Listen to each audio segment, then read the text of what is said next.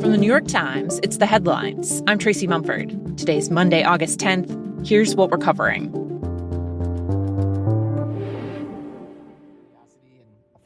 You see the white pole up there?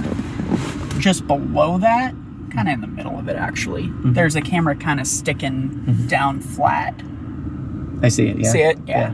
Around the country, up on poles and light posts, more and more surveillance cameras are going up, specifically aimed at tracking people's license plates. To the left? Okay. The left pole. The technology can help law enforcement see within seconds where a car might be and where it has been. Right there, I see it, yeah. The solar panel. Yeah.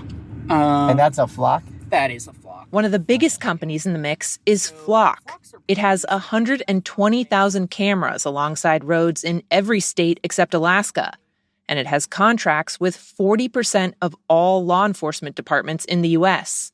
What sets Flock apart is that it's created a vast searchable network that police all over the country can access to track suspects and help solve crimes.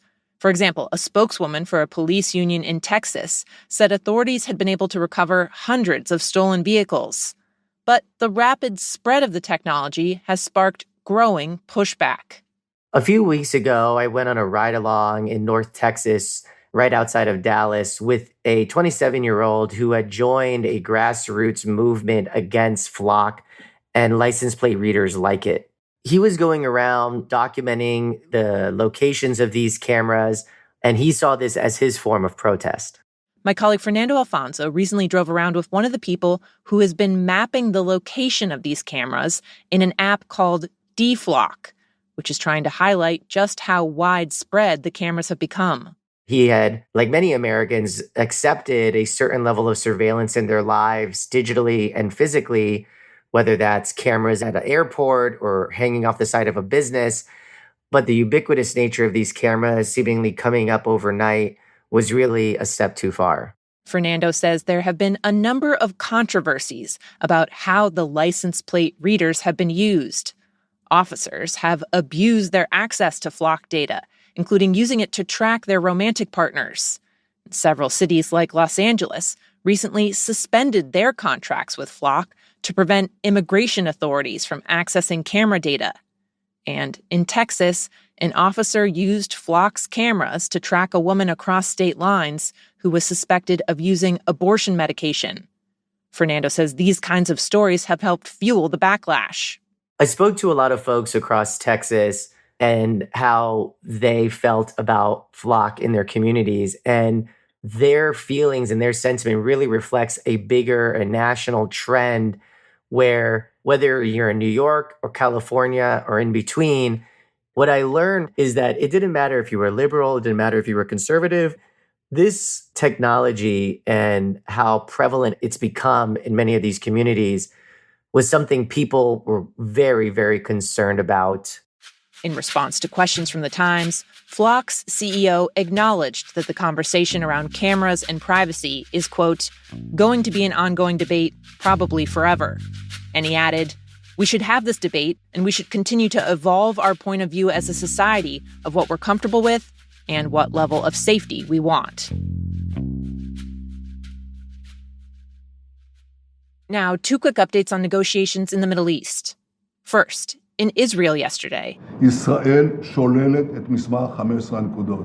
Prime Minister Benjamin Netanyahu said his government is rejecting a plan for Gaza that had been backed by the Trump administration. Last month, President Trump said his Board of Peace had reached a major breakthrough, brokering a deal for Hamas to begin turning over some of its weapons and for Israel to begin withdrawing some of its troops. There was immediate skepticism, however, about how that would work, and now Netanyahu has openly dismissed the plan, saying Israeli forces won't pull back at all until Hamas gives up all its weapons. It's an unusually public break between Netanyahu and Trump, but Netanyahu is facing a tough re-election campaign this fall, the first national vote since the October 7th attacks, and he's under pressure not to make concessions to Hamas. That leaves Gazans in limbo, with many of the 2 million people there still living in sprawling tent camps, since Israel has also insisted there will be no wide-scale rebuilding until Hamas disarms. Now, a second update about talks to end the war in Iran. Over the weekend, a top Iranian national security official delivered a sweeping set of demands that he said the U.S. must meet before Iran will reopen the Strait of Hormuz. That includes the U.S. lifting its sanctions and ongoing naval blockade of Iran, as well as releasing billions in frozen Iranian assets. The demands are almost exactly what President Trump agreed to back in June when the two countries signed a memorandum of understanding, before that deal crumbled and fighting escalated. Now, experts tell The Times that Iran is trying to pull off a delicate balancing act by continuing to use the Strait of Hormuz as leverage. Iran can only keep that leverage if other countries rely on the waterway. But the longer the conflict drags on, the more countries are looking to alternative routes to move critical shipments. For example, Iraq and the Gulf states have been transporting oil and goods over land to ship them out of Syrian ports. And the UAE is fast-tracking a new oil pipeline that will let it bypass the strait altogether. Basically, it's become a kind of Catch-22 for Iran. The strait is only a source of leverage if Iran threatens to close it. But the more it threatens that, the less leverage it may have in the future.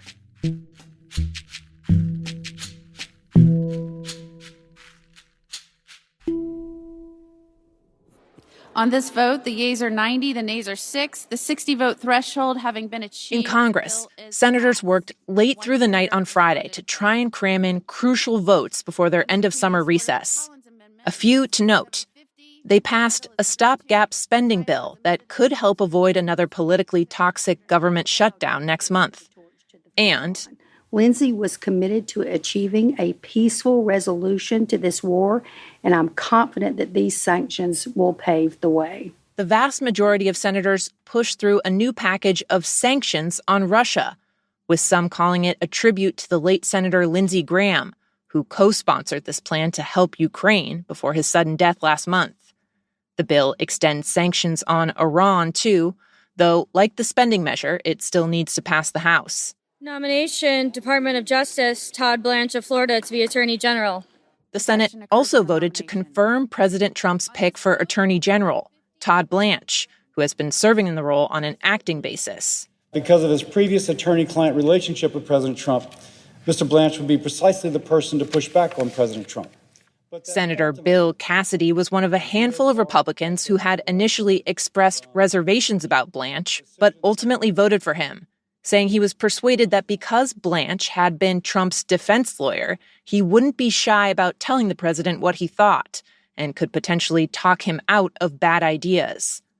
For his part, Blanche repeatedly made clear throughout the nomination process that he thinks presidents have nearly limitless authority over the Justice Department, a major break from decades of precedent.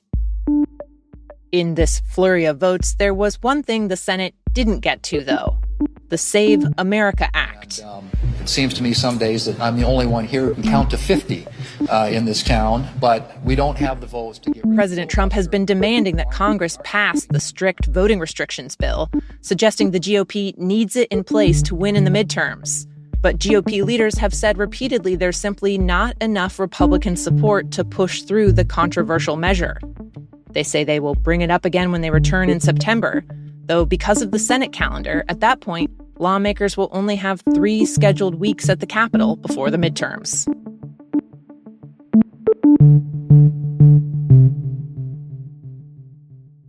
And finally, well, the heat wave has been nothing short of scary. Heat waves in Europe this summer have been inescapable. Countries there are bracing for another one right now. I'm walking in an area of the Danube River where just a few months ago it would have been unthinkable to do so.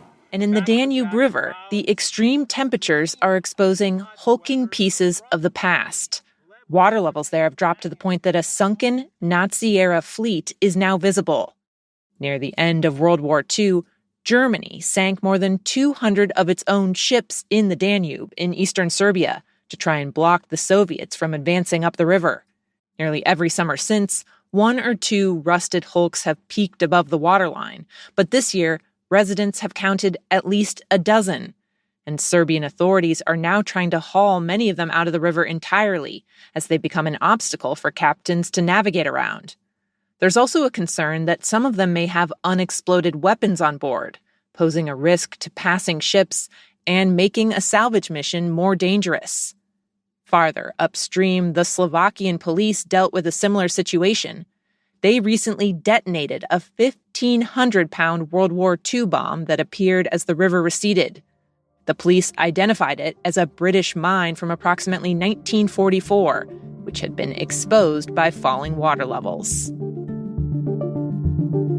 Those are the headlines. Today on The Daily, the hunt for an answer about why more and more young people are getting diagnosed with cancer. You can listen to that in the New York Times app or wherever you get your podcasts. I'm Tracy Mumford. We'll be back tomorrow.